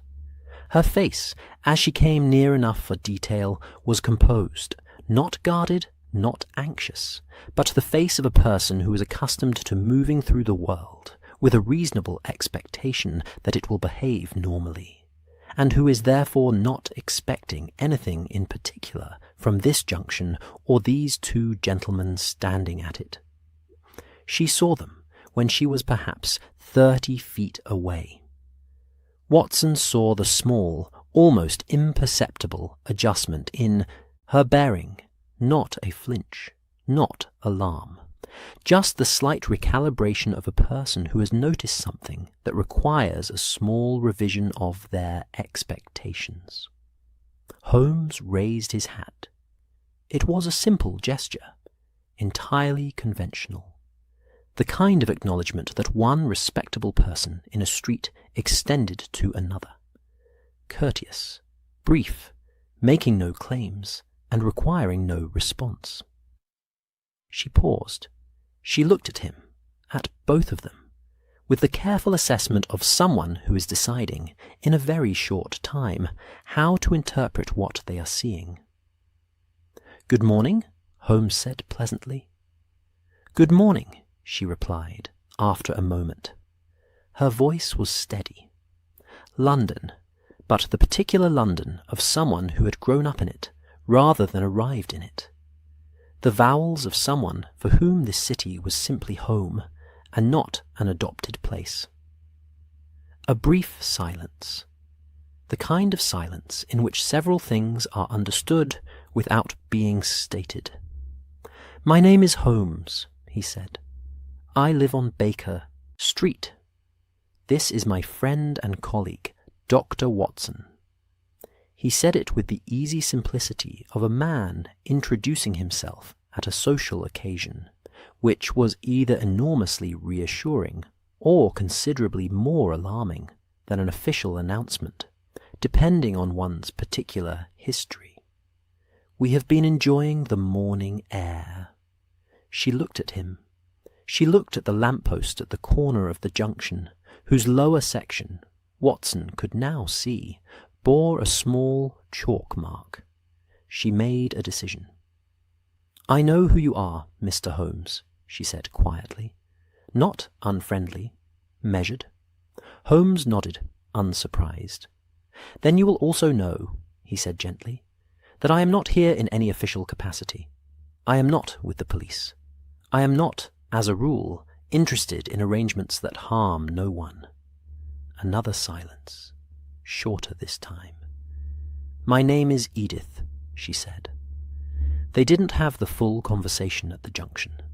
This was not the right place or the right time for it, and Holmes, Watson knew, would not force the pace of a thing that needed to arrive at its own speed. They parted after a few minutes with the quiet, tentative understanding that a conversation might, if Edith chose it, take place in more comfortable circumstances. She went her way. They went theirs, turning back toward Baker Street, with the cold at their backs and the morning moving toward midday around them. Watson walked for a moment in the thoughtful silence that the morning had generated, and then said, "She wasn't afraid."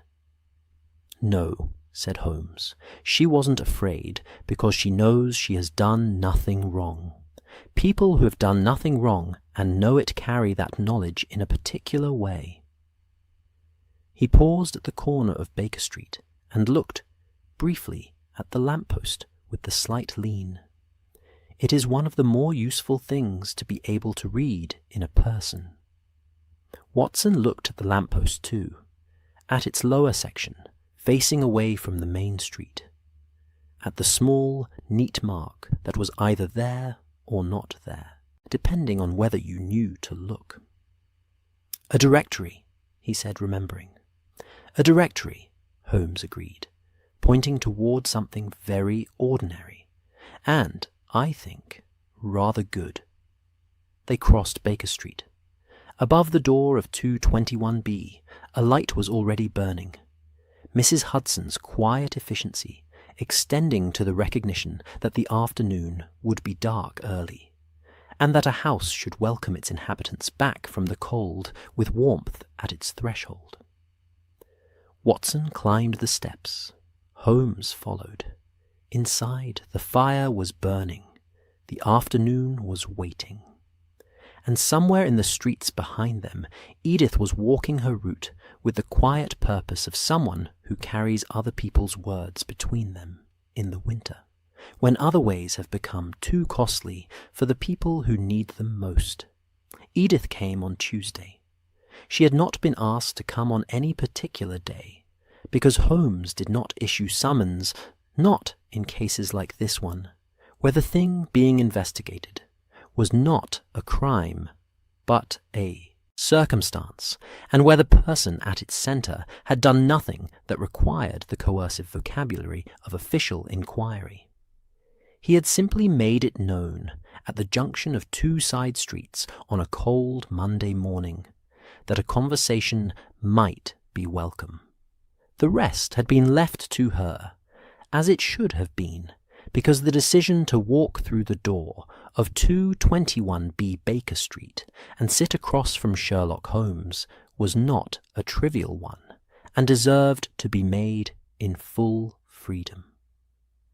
She came at 2 o'clock in the afternoon, which Watson noted was the hour that suggested a working woman who had arranged the interval carefully, not first thing in the morning, when morning obligations would not yet be discharged, not in the evening, when the return journey in the dark would be an additional complication. 2 o'clock was considered practical and told him something about her without her having said a word yet about anything at all. Mrs. Hudson showed her up with the particular quality of courtesy she extended to visitors she had already, in some private assessment, decided favourably about. Watson noticed this, the extra degree of warmth in Mrs. Hudson's manner, the way she had set the tea things on the table before Edith arrived rather than after, anticipating the need with the domestic prescience that was her characteristic. Whether this was because she had recognized Edith from the kitchen window, or simply because her own observations of the preceding week had generated a sympathy for the person at the centre of the matter, Watson could not say. Probably both, he thought. Edith sat in the chair across from Holmes, the chair that clients occupied, how that had been occupied by duchesses and dock workers, and everyone in between in Watson's experience, with the straight-backed composure he had noticed at the junction. She was wearing the same dark coat, which she did not remove, keeping it around her in the manner of someone who is not yet sure of the temperature of the room they have entered, and which Watson chose to interpret charitably as the reasonable caution of a person in an unfamiliar situation rather than any particular distrust of the environment. She looked at Holmes. Holmes looked at her. "Thank you for coming," Holmes said. Simple, direct, without the condescension that gratitude from a man in his position might easily have carried. "You didn't give me much choice," she said. Then, after a pause, "That's not quite fair. You gave me more choice than most would have." "I gave you the only choice that was appropriate," Holmes said. "This is not a police matter." She absorbed this. Her hands, folded in her lap, did not relax entirely, but something in her bearing settled fractionally, the way a person settles when they have heard the one thing they most needed to confirm. She began to talk, not immediately, and not without the careful pauses of someone choosing their words with genuine consideration rather than evasion. There is a way someone speaks, who has thought about way someone speaks, who has thought about something a great deal in private, and is now, for the first time, putting it into words for an external audience, discovering in the process that the words require more care in the speaking than they did in the thinking. It had begun, she said, 2 winters ago, not with a plan, She wanted to be clear about this, and Watson could hear in the clarity a concern that it might otherwise sound more organized, more deliberate, more like a conspiracy than it was. It had begun with a letter. Her sister was in service, a good position, in a household in a district far enough from Baker Street to make visiting on days off a considerable undertaking, in time and omnibus fare. They wrote to each other regularly, or had done, until the postal rates had increased, and the frequency of letters had, by quiet necessity, reduced.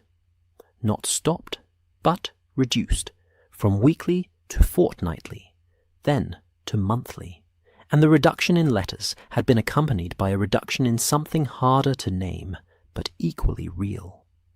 The sense of connection. The sense of not being quite so alone in the particular loneliness of a working woman's London winter. She had mentioned this to a neighbour, not as a complaint, simply as a fact of the present arrangement, and the neighbour had mentioned that her own daughter, in a different part of the city, was experiencing the same. And then, in the way of practical people faced with a practical problem, they had thought about it together, and had arrived, with the combined intelligence of two women who between them knew the geography of central London fairly well, at the question of whether the post was strictly necessary. "We knew people?" Edith said. "Everyone knows people. When you live in a neighbourhood for long enough. Not important. People. Just people. A woman whose husband drove a cart along the same route 3 times a week. A boy who ran errands between 2 districts every Monday and Thursday. A greengrocer who accepted deliveries from all over and whose back door was always open for the right sort of arrangement."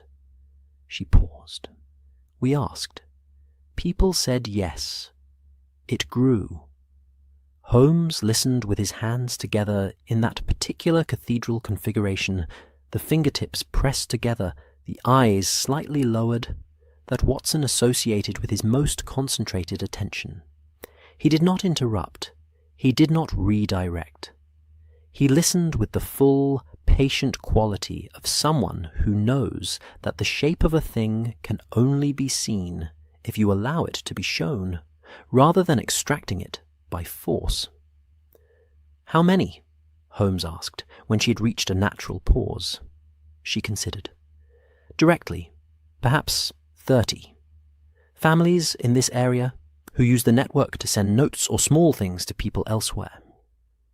But the network itself connects to others like it in other areas. I don't know all of them. I don't think anyone knows all of them." She looked at him steadily. "It isn't organized in that way. There is no one in charge. There is no ledger.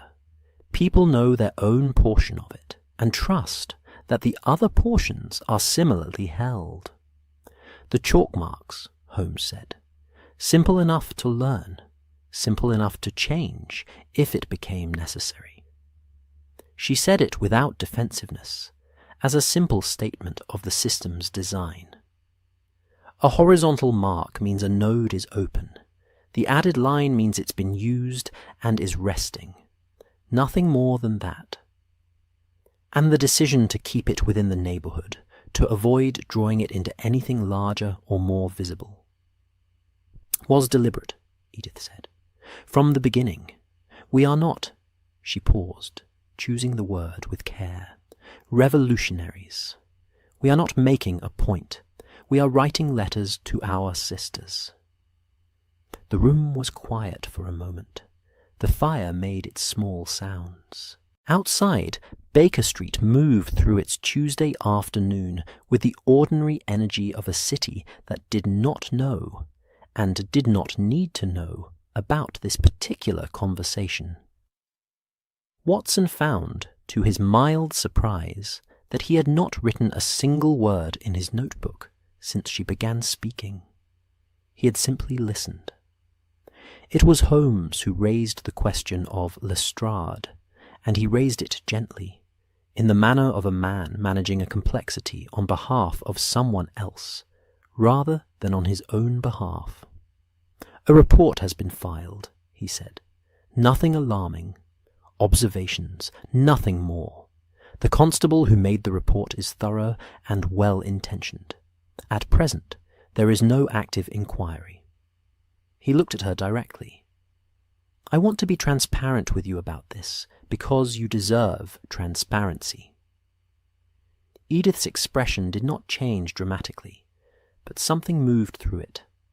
A recognition, Watson thought, of the particular quality of what Holmes was doing, which was not common in her. Experience of official or semi-official encounters. She was being treated as someone whose understanding of her own situation mattered. "Will it become an inquiry?" she asked. "That depends on whether anything changes in the character of what is happening," Holmes said. "What you have described to me is, as it stands, not illegal. Informal correspondence networks have no prohibition in law. The marks on the lampposts are, at most, a minor nuisance matter, the kind of thing a constable might ask to have removed, and that would be removed without further consequence." He paused.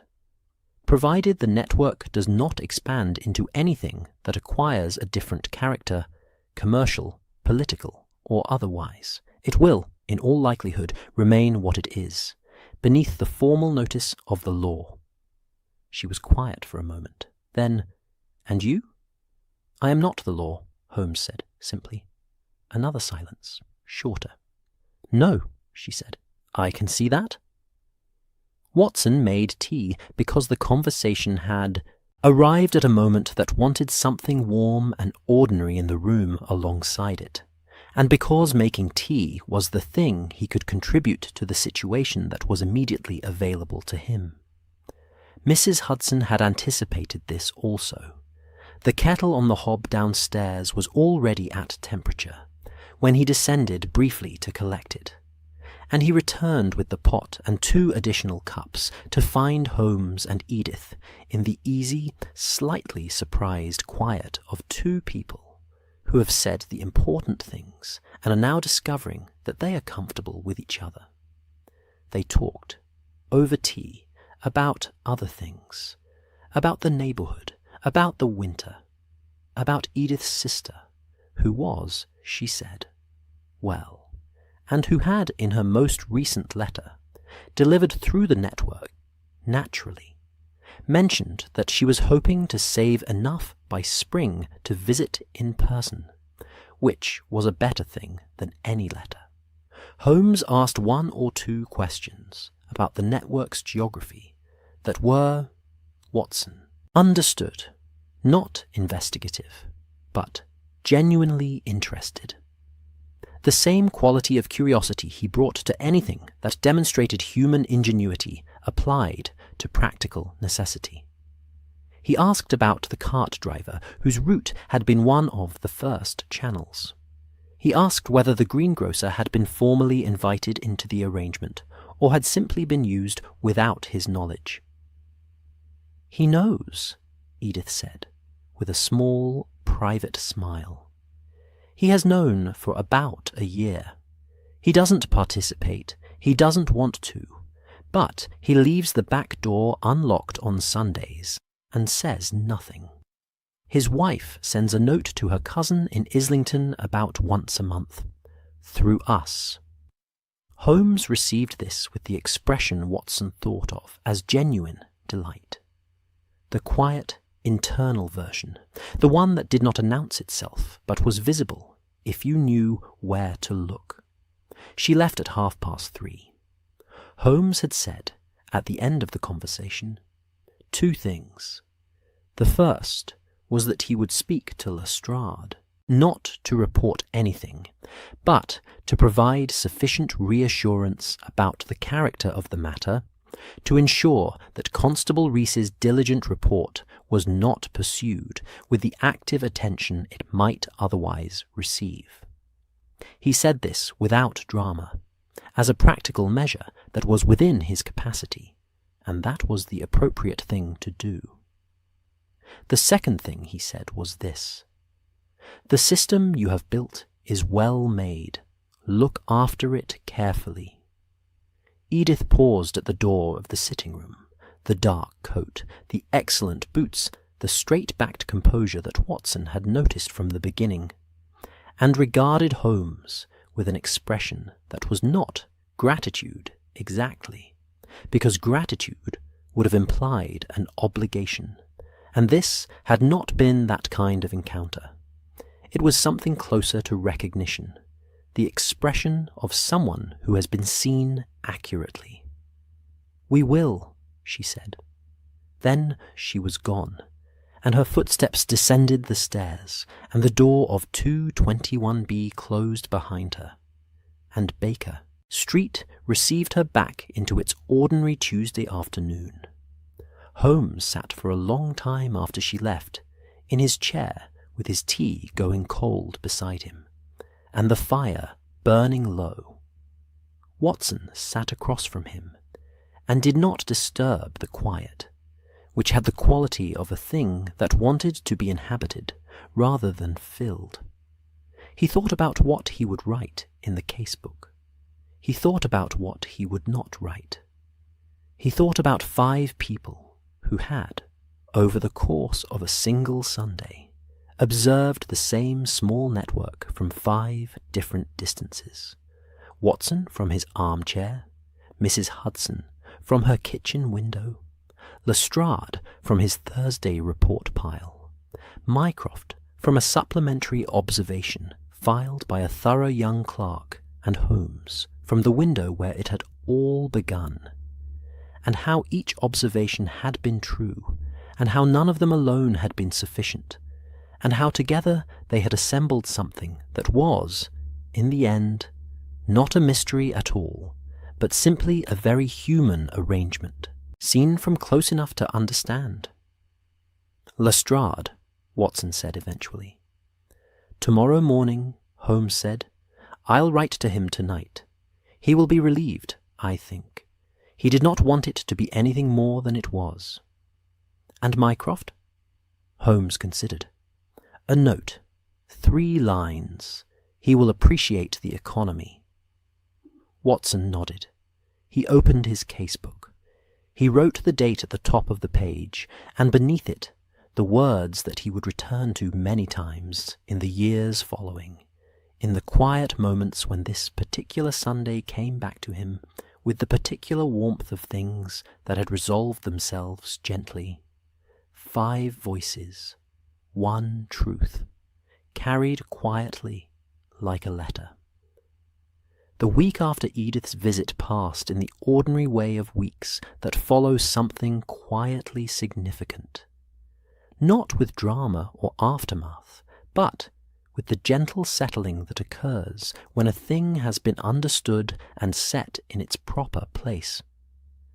Holmes wrote to Lestrade on Tuesday evening, as he had said he would, in the brief and carefully calibrated manner he employed when the goal was reassurance, without excessive explanation. Watson did not read the letter, but he saw Holmes's expression when he sealed it, satisfied and something slightly warmer than satisfied, and understood that it had said what needed saying, and nothing more. Lestrade's reply came on Thursday. 3 lines, which was, Watson reflected, apparently the appropriate length for correspondence in this matter across all parties.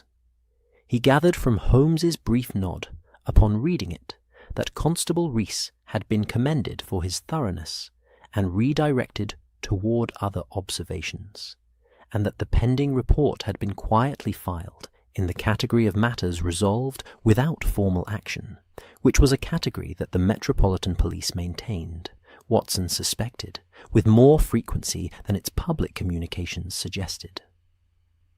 Mycroft received his 3-line note and sent back 2 lines, which was either a mark of concurrence or of efficiency, and possibly both. Holmes read it, set it on the mantelpiece, and did not refer to it again. The snow came once more on Friday, lighter this time, a genuine winter dusting rather than the committed snowfall of the previous Sunday, and was gone by Saturday morning, leaving only the damp pavements and the particular clarity of post-snow air that always made London look, briefly, as though it had been newly delivered, and had not yet had time to acquire its customary patina of use. And then Sunday came again. Watson noticed it was Sunday before he was fully awake, in the same way he had noticed the snow the previous week, as a quality of light and sound, a particular softness in the morning that weekdays did not possess. He lay still for a moment in the comfortable interval between sleep and waking, and thought, without particular urgency, about the week that had passed, and the week before it, and the strange, gentle case that sat between them like a warm room between 2 cold corridors. He dressed unhurriedly.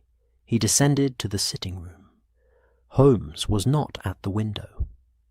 This was, Watson realized, the first thing he noticed, the absence of that particular figure in that particular place, which had become, over the course of the preceding week, so associated with the beginning of the matter that its absence felt like a punctuation mark, a conclusion. The window was simply a window this morning, admitting the pale grey-white light of a London Sunday, performing no additional investigative function. Holmes was in his chair, reading. Not documents, a book, an actual book, held in both hands with the relaxed posture of a man engaged in genuine leisure, rather than research. Watson couldn't see the title from across the room, but the quality of Holmes's attention, absorbed but not concentrated, the difference between pleasure and work, was readable at a glance. The fire was excellent. The tea things were on the table. Watson poured his cup and sat in his own chair and opened his casebook. He had been meaning to write the closing entry for several days, not because the case required formal closure. It was not that kind of case, had never been that kind of case, but because he had a habit, developed over long years of recording Holmes's work, of completing the written record of a matter before allowing it to settle fully into memory. The writing was, he had found, a form of understanding. What he could write clearly, he had understood clearly. What resisted the pen revealed, in its resistance, some remaining confusion that the pen's discipline might eventually resolve. He had not published this case at the time, and he would not publish it now. He had known this from the morning of the first Sunday, when Holmes had stood at the window watching 3 figures at a lamp-post, and Watson had sat in his chair watching Holmes, and the whole quiet thing had assembled itself around them like a snowfall, silently, without announcement, into something that covered and softened the ordinary shape of things. The reason for the privacy was simple, and he wrote it plainly in the casebook's closing entry. There are people in this record who have built something careful and good in difficult circumstances. They have not asked for recognition. They have not asked for attention. They have asked implicitly, by the very nature of what they have made, to be left alone to maintain it. The least I can do, the most, perhaps, is to grant them the privacy they have already demonstrated they know how to keep. He paused with the pen resting on the page and listened to the Sunday morning, the fire, the distant muffled sound of Baker Street below, quieter than a weekday, but not silent.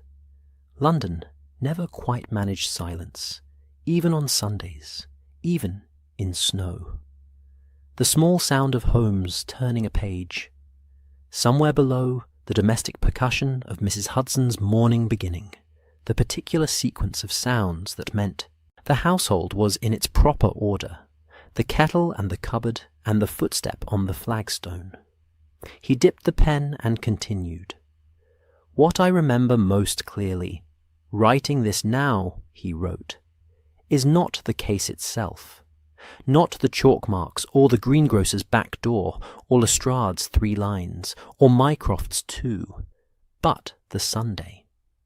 The particular quality of that first Sunday, which presented itself as a day of rest and turned out, in the way that the best days sometimes do, to be a day of seeing.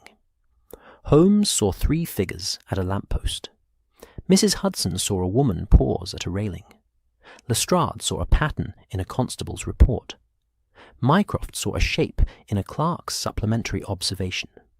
And I saw, I think, all of them seeing, which is perhaps the particular function I have always served in these matters, and which I have come to understand is not a lesser function than the others, but simply a different one. Someone must notice the noticer. Someone must record the recording. 5 voices. The same Sunday. The same small truth, approached from 5 different distances, arriving at the same place. He set down the pen for a moment and flexed his hand, an old soldier's habit, the awareness of the hand as a working instrument to be maintained, and looked at the fire. The truth they had arrived at was not large. He wanted to be clear about this in the record, because he had read enough of his own published work to know the temptation to inflate a thing in the writing, to give it the drama and scale that readers of sensation preferred, to make the truth larger than it was in deference to the expectation of size. This truth was small. A woman named Edith, and a network of 30 families, and a greengrocer's unlocked back door and chalk marks on lampposts that meant open and resting and nothing more than that. Letters carried between people who couldn't otherwise afford to send them in the winter, when the city was cold and the distances between people felt longer than they were. It was, he thought, a very human truth. And the human truths, in his experience, did not require inflation. They were already exactly as large as they needed to be. Holmes set down his book at some point. Watson did not observe the precise moment, being occupied with his own writing, and sat for a while in the comfortable silence that the sitting-room of 221B generated on Sunday mornings, when there was no case pressing and no visitor expected, and the fire was good and the tea was warm. Watson was aware of him in the peripheral way. One is aware of a familiar and comfortable presence, not watching, not attending particularly, simply knowing. Then Holmes said, "You are writing the closing entry." "Yes," Watson said. "Good." Holmes settled more deeply into his chair with the small sound of a man making a final adjustment to his comfort. It should be closed. It was a complete thing. Watson considered this. Complete was an interesting word for it. Not the word he would instinctively have chosen for a case with no arrest, no courtroom, no public resolution of any kind. But Holmes used words with more precision than he was generally credited for, and Watson had learned to trust the precision even when he couldn't immediately explain it. Complete, he said, testing the word. Everything that needed to be understood was understood, Holmes said. Everyone who needed to be protected was protected. The thing that needed to continue was allowed to continue. He paused. That is a complete resolution, The absence of drama does not diminish the completeness. Watson looked at the casebook entry in front of him, at the words he had written, careful and plain and private, at the date at the top of the page and the words beneath it, 5 voices, 1 truth, carried quietly like a letter. He thought Holmes was right. Mrs. Hudson came up at 10:30 with toast and a pot of fresh tea, and the information that it had begun to snow again. Outside, lightly, she said, with the considered meteorological authority of a woman who had been observing London weather from this particular building for a considerable number of years, and not likely to settle. She collected 2 empty cups, straightened a small item on the mantelpiece that had been displaced at some point during the week, and departed with the quiet efficiency that was her characteristic, her footsteps descending the stairs in the familiar rhythm that Watson had come to associate, without quite articulating this association, with the sound of the house being well. Holmes watched her go with the expression Watson had noticed before, the one that did not quite know how to name what it felt about being well looked after, and so settled for not making it worse. It was, Watson had always thought, one of Holmes's most human expressions, and he was glad of it. The snow outside was indeed light, barely a dusting, the kind that suggested winter was making a final gesture rather than a committed statement. Baker Street below received it without complaint. The lampposts stood in their rows, the second one from the corner with its familiar slight lean, its lower section bearing whatever mark the week had put there or not, visible only to those who had been shown how to look. Watson looked at it for a moment from his chair. He could see it from this angle, just when the light was right, and thought about Edith, somewhere in the city on this Sunday, walking her route with the same upright, purposeful pace, carrying other people's words between them through the winter streets. He thought about the 30 families. He thought about the sister saving toward spring, and the greengrocer's wife and her monthly note to Islington, and the cart driver whose regular route had become, without disrupting anything about his regular route, a channel for something that mattered to people he would never fully know. He thought about all the things that happened in a city that its most famous inhabitants never noticed, and about the extraordinary fact that sometimes, on the right kind of Sunday, with the right quality of attention distributed across 5 different windows, the unnoticed things became, briefly and carefully, seen. He returned to the casebook and wrote the final lines. I close this record not as the account of a mystery solved, but as the account of a world briefly understood. Holmes was right that it was complete. I would add only that it was also, in its own quiet way, beautiful. Not in the dramatic sense, not in the sense that makes good copy for the Strand, but in the sense that a thing well made by people who needed it is always beautiful, regardless of its scale. The network continues, I assume, as I write this. The chalk marks appear on the lampposts when they are needed, and are absent when they are not. The back door at the greengrocer's is unlocked on Sundays. The letters travel between sisters and cousins and friends through the cold months, and in spring the network rests, and in autumn it begins again, because winter in London is long, and the distances between people are sometimes longer. I did not publish this case. I will not publish it. It belongs to the people in it, and they deserve to keep it. This is sufficient. This is, I find, exactly enough. He closed the casebook.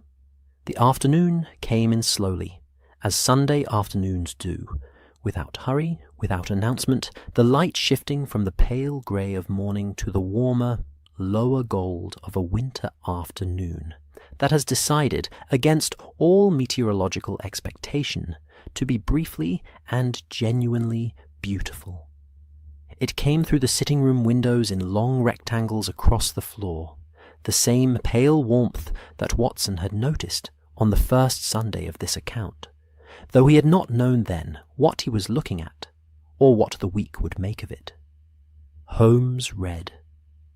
Watson sat with the closed casebook in his lap, and did not feel the need to open it again. The fire burned with the steady, unhurried generosity of a fire that has been properly tended and is returning the investment. Baker Street below went about its Sunday in the ordinary way of things that do not know they are being observed. The occasional figure crossing through the pale afternoon light, the lamppost standing its patient watch, the snow drifting down in the lightest possible suggestion of itself, and settling on the rooftops and the railings and the cleared pavements with the gentle, indiscriminate kindness of weather that makes no distinction between what it touches. Somewhere in the city, letters were travelling. Somewhere in the city, a woman in excellent boots was walking a careful route through the Sunday streets, and the people whose words she carried did not know her name, and she did not know all of theirs. And this was not a failure of connection, but the very form that this particular connection took. Anonymous, reliable, warm in the way that practical kindness is always warm, which is to say without performance, without expectation, and without end. Watson sat in his chair by the fire, and let the afternoon be what it was. The casebook was closed. The case was complete. And Baker Street breathed on in the snow, quiet and unhurried and full, as always, of the 10,000 ordinary things that made it, inexplicably, persistently, against all reasonable odds, feel like home. This is Watson's journal. Thank you for keeping quiet company with me tonight, wherever in the world you are listening from. If this story brought you some peace, I hope you carry a little of it with you into sleep. The city outside your window has its own lampposts, its own Sunday light, its own small networks of care moving through it in ways you may never fully see. They are there. They have always been there. Rest now and trust that the world, for all its difficulty, contains people like Edith, practical and quiet, and steadfastly good, going about their work in the cold. Good night.